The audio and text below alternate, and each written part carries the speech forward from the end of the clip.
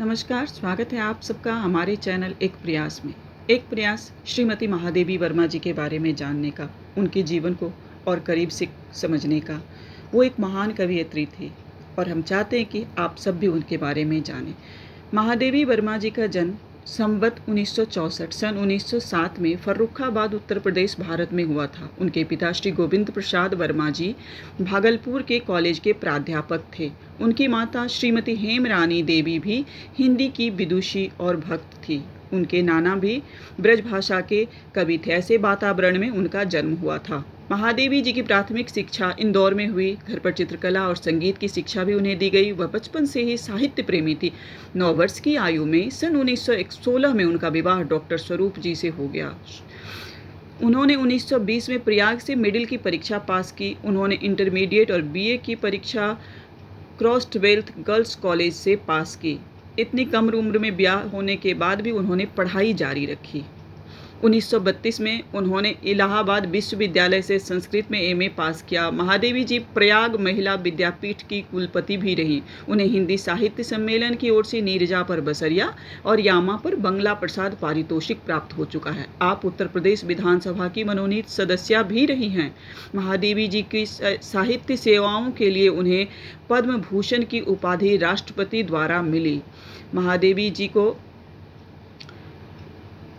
18 मई 1983 में तत्कालीन प्रधानमंत्री श्रीमती इंदिरा गांधी जी के द्वारा हिंदी की सर्वश्रेष्ठ कवयित्री के रूप में भरत भारती पुरस्कार प्रदान करके सम्मानित किया गया।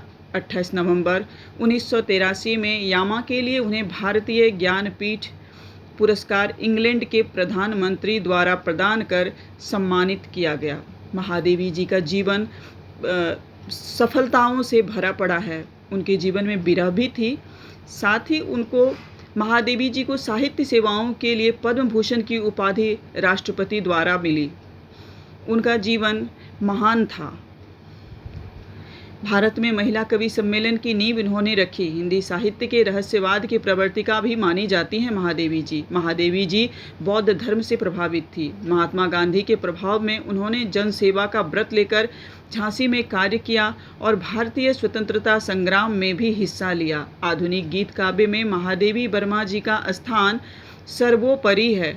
उनकी कविता में प्रेम की पीड़ और भाव की तीव्रता होने के कारण उनकी रचनाओं को बहुत सम्मान मिला। उनकी प्रमुख रचनाएं निहार, रश्मि, नीरजा, संध्यागीत, दीपशिखा, यामा। यामा में निहार, रश्मि और नीरजा की कुछ विशिष्ट कविताएं संकलित हैं। महादेवी जी को आधुनिक मीरा भी कहा जाता है। महादेवी जी छायावाद के 4 स्तंभों में से एक हैं। उनकी रचनाओं में वेदना, रहस्यवाद, प्रकृति चित्रण, विरह की अद्भुत मिश्रण है। महादेवी वर्मा जी के वर्तमान हिंदी कविता की सर्वश्रेष्ठ गीतकारों में से एक हैं।